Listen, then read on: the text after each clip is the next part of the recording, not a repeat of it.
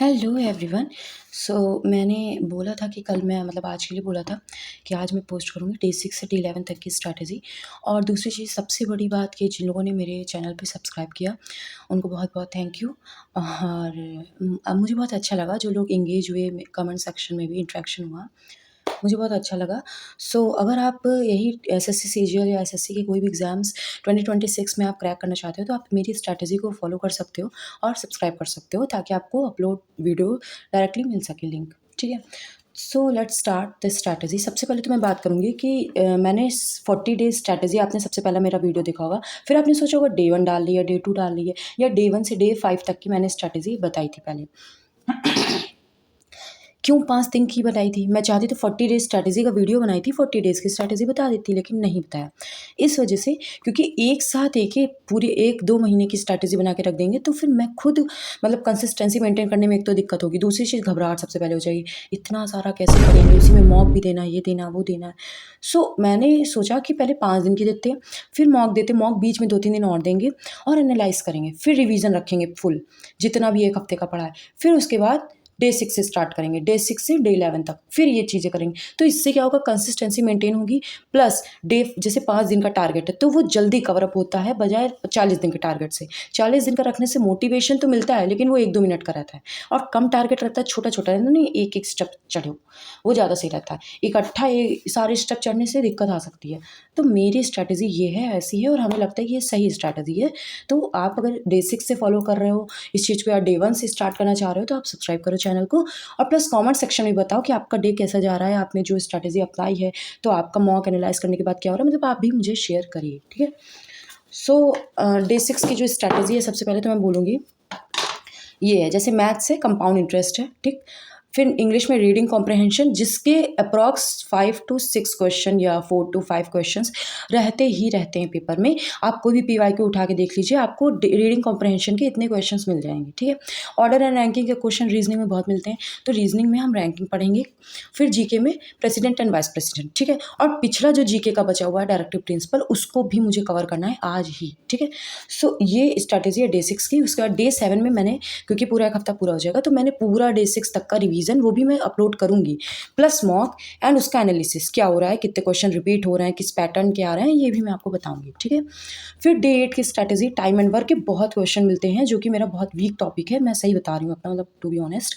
तो इसको भाई पढ़ना ही पढ़ना है, ठीक है। तो डे 8 में मैंने रखा है टाइम एंड वर्क, इंग्लिश में एक्टिव पैसिव, अल्फाबेटिकल सीरीज मैंने स्टार्टिंग में पढ़ी थी तो उसमें रिवीजन किया था मैंने, बट फिर भी एक बार रिवाइज करेंगे। GK prime minister and council of ministers पढ़ेंगे, ठीक है। डे 9 में पाइप एंड सिस्टम, आप देख सकते हैं डे 9 लिखा है, डे 8, डे 6, और उसके बाद डे 10 एंड डे 11, ठीक है। उसको बार बार क्या ही रीड करूँ मैं, मैथ्स, इंग्लिश, रीजनिंग, जीके, ठीक है। ये स्ट्रैटेजी लिखी हुई है। अगर आपको यही स्ट्रैटेजी फॉलो करनी तो आप स्क्रीनशॉट भी ले सकते हैं, प्लस अगर आपको चाहिए तो मैं आपको स्क्रीनशॉट पोस्ट भी कर दूँगी, ठीक है। सो ये तो हो गई मेरी स्ट्रैटेजी। अब बात आती है डे 6 स्टार्ट कब से करना है। अब आज जैसे मेरा डे 5 तक का वीडियो अपलोड था, ठीक। तो जितने लोगों ने देखा, जितने लोगों को समझ में आया, नहीं आया, उसी में गड़बड़ गया, सब कुछ मिक्स हो गया, सो उसको छोड़िए।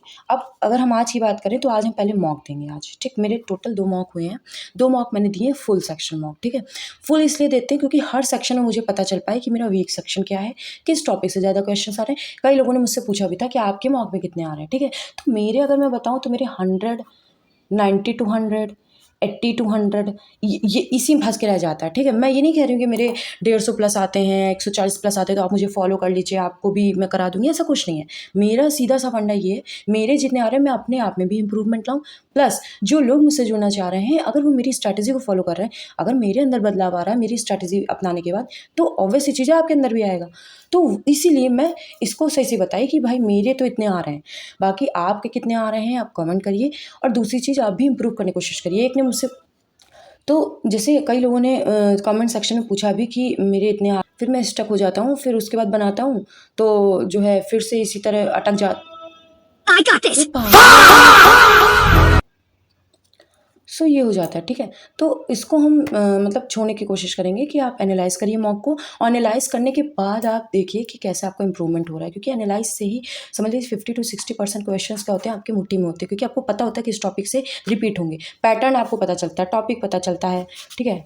टॉपिक पता चलता है, पैटर्न पता चलता है आपको, नंबर ऑफ़ क्वेश्चंस पता चलते कितने आ रहे हैं, तो ये सब चीज़ें आपकी इम्प्रूव होने लगती हैं। तो इससे आपकी पकड़ अच्छी होती है। मेरे 100 ही थोड़ी ना आने लगे थे। मैं एकदम सही बताऊँ, मैंने जब पहला मॉक दिया था, इससे भी पहले एनालाइज़ किया था, तो मतलब मैंने एनालाइज़ नहीं किया था, वो जब मैंने पहला मॉक दिया था, तो मेरे आए थे 65 मार्क्स, ठीक है? फिर मेरे आए 75, उसके बीच में मेरे 51 भी अप्रॉक्स आए थे।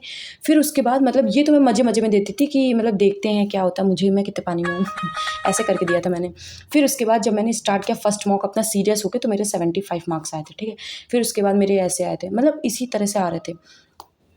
तो वो जो बढ़ रहा है इम्प्रूवमेंट, ये 20-30 नंबर का, या फिर कभी-कभी घट भी जाता है, तो ये इसी से हो रहा है, क्योंकि हम नहीं जानते आगे का पेपर कैसा आएगा, हम बस एनालाइज़ करके समझ सकते हैं कि कैसा आएगा। ठीक है? Okay, that's it for the video, and subscribe for more if you want to strategy of my day 6 to day 11 and also following my strategy from day 1। Okay? So ये रहा आज का वीडियो, और मैं आज मॉक दूँगी सबसे पहली चीज़। हाँ, ये आज मैं मॉक दूँगी, मॉक थर्ड होगा मेरा, और वो मैं शाम को वीडियो अपलोड करूँगी अप्रॉक्स आफ्टर 6 o'clock मैं अपलोड कर दूँगी वीडियो मॉक की। और आप भी बताइएगा मॉक में आपने कितना एनालाइज़ किया, और मैंने अभी इसलिए इस चीज़ को बताया ताकि आप भी आज मॉक दीजिए, और आप भी कमेंट सेक्शन में बताइए जब मैं अपलोड करूँ कि आपके कितने मार्क्स हो रहे हैं, पहले आपने दिया था तो कितने उससे इम्प्रूव हुए हैं। ठीक है? Okay, bye, subscribe for more.